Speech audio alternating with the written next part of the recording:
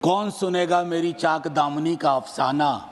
यहाँ सब लोग अपने अपने पैरहन की बात करते हैं। सीवर में उतर के मरने वालों के प्रतिनिधि मंडल से बात नहीं होती, ठेला मजदूरों से बात नहीं होती, बेरोजगार युवकों से बात नहीं होती। ये मत समझिएगा कि मैं धन संचय का विरोधी हूं या अमीरी का विरोधी हूं, लेकिन अश्लील अमीरी और जिसका भोंडा प्रदर्शन हमने हाल के दिनों में देखा है। सब दिक्कत उससे है। भारत की शिक्षा, स्वास्थ्य और बाल विकास की योजनाओं में 50 लाख से ज्यादा स्कीम वर्कर्स हैं, जिसमें 90% से ज्यादा महिलाएं हैं। 5 वर्षों में उनके मानदेय बढ़ोतरी की कोई कोशिश नहीं हुई है। देश नीति केवल सच्ची और पक्की खबरें। कौन सुनेगा मेरी चाक दामनी का अफसाना। यहाँ सब लोग अपने अपने पैरहन की बात करते हैं। माननीय उपसभापति महोदय,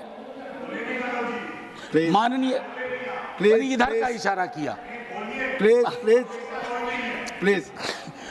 माननीय उपसभापति महोदय, मैं बजट पर आने से पूर्व प्री बजट कंसल्टेशन पर 30 सेकंड बोलूंगा।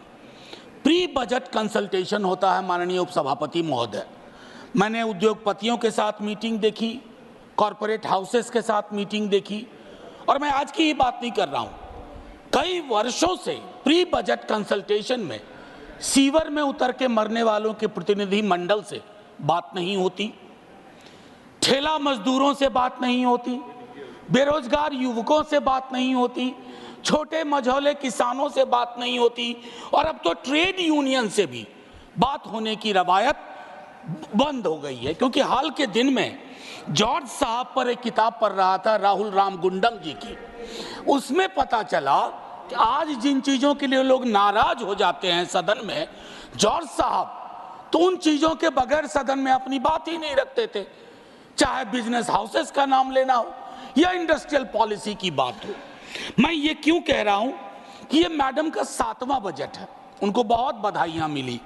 सर, 7 साल पुराना तो नहीं हूं, 6ठी बार मैं माननीय वित्त मंत्री जी के समक्ष आर्टिकल 39 क्लॉज सी, और मैं चाहता हूं सब लोग पढ़ें कि हमारा बजट हमारे प्रियम्बल में है, डिग्निटी, जस्टिस, इक्वालिटी।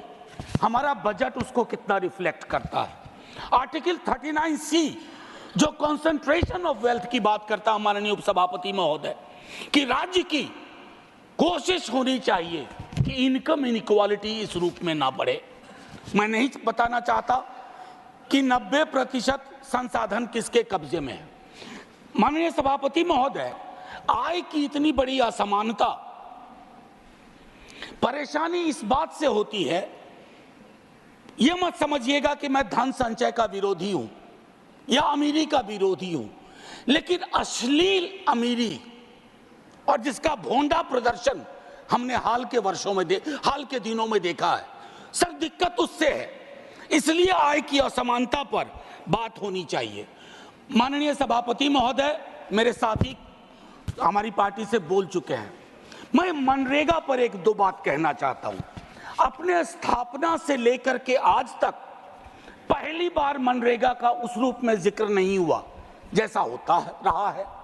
86,000 करोड़ दिए गए। सर, अभी मेरे पास पूरे आंकड़े हैं। 86,000 करोड़, जो कि इंतरिम बजट के बराबर हैं। आपका एक्चुअल एक्सपेंडिचर 1,05,000 करोड़ था, 20,000 का गैप है, और ये मैं इसके आधार पर कह रहा हूं, मैं आंकड़े कर नहीं रहा हूं। मैं दूसरी बात कहना चाहता हूं, इससे क्या होगा? मजदूरी के भुगतान में देरी होगी, सप्रेशन ऑफ डिमांड होगा, और क्वालिटी एसेट्स का निर्माण नहीं होगा। माननीय उपसभापति महोदय, भारत की शिक्षा, स्वास्थ्य और बाल विकास की योजनाओं में 50 लाख से ज्यादा स्कीम वर्कर्स हैं, जिसमें 90% से ज्यादा महिलाएं हैं। 5 वर्षों में उनके मानदेय बढ़ोतरी की कोई कोशिश नहीं हुई है। महोदय, कोरोना का पूरा भार किसकी लाश है, कौन बीमार है, इन्होंने उठाया। आपने इसकी मानदेय, चाहे आशा, ममता, आंगनवाड़ी, रसोईया आदि। कृषि को लेकर के एक बड़ी आबादी है, 65-70% अभी भी निर्भर है। खेतीहर मजदूर, छोटे मझोले किसानों, उनकी दिक्कतें अलग हैं माननीय उपसभापति महोदय। कृषि के आउटपुट का आंकड़ा भी सवालों के घेरे में है, लेकिन सवाल लेंगे नहीं। Legal guarantee to MSP, what stops you? Please, मैं चाहता हूं इन चीजों पर खुल के बात हो।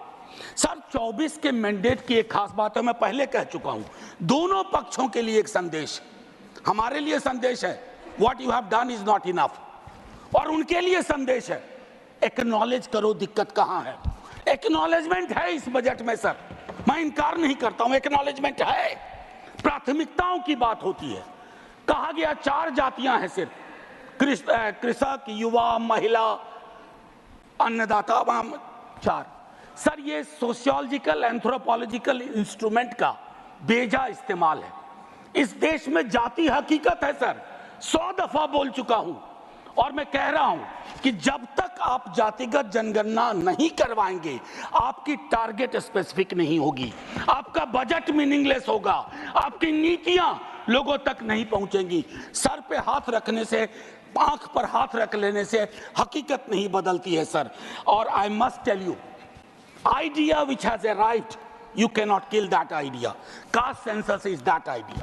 सर, बेरोजगारी को लेकर के तकरीबन 27-28 करोड़ का बैकलॉग है सर, और बेरोजगारी की कहानी अद्भुत है।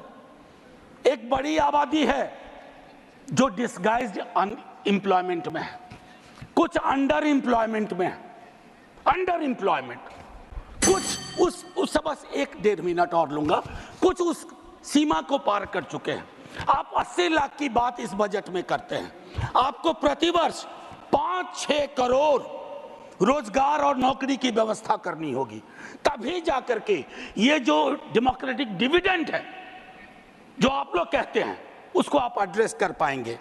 एमएसएमई सेक्टर सर, खास करके उसमें जो माइक्रो और स्मॉल है, आपने उसकी रीढ़ तोड़ दी है, चाहे डिमोनेटाइजेशन हो, जीएसटी हो, और रीढ़ तोड़ने के बाद सर सर्जरी चाहिए, बैंडेड नहीं लगाना पड़ता है, आप बैंडेड लगा रहे हैं। अप्रेंटिसशिप, इंटर्नशिप, एक ही बात कहूंगा सर, खत्म ही कर रहा हूं, 5,000 रुपया आप दे रहे हैं। एक तो कहते हैं विल नज द कॉर्पोरेट हाउस, मैंने नज का हिंदी अनुवाद देखा, कोहनी से धक्का मारना होता है।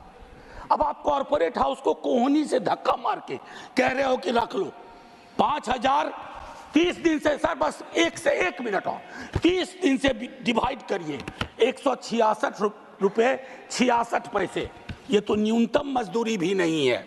और आखिरी सर, जय हिंद बोलने से पहले बिहार को लेकर बड़ी बात हुई सर, हम तो मुफ्त में बदनाम हो रहे हैं। 2015 का प्रधानमंत्री जी का आरा वीर कुंवर सिंह की धरती का भाषण सुनिए, फिर टॉर्च लेकर के या लालटेन लेकर के स्किल यूनिवर्सिटी ढूंढिए, केंद्रीय विश्वविद्यालय भागलपुर में ढूंढिए। हम तो सिर्फ इतना कहना चाहते हैं,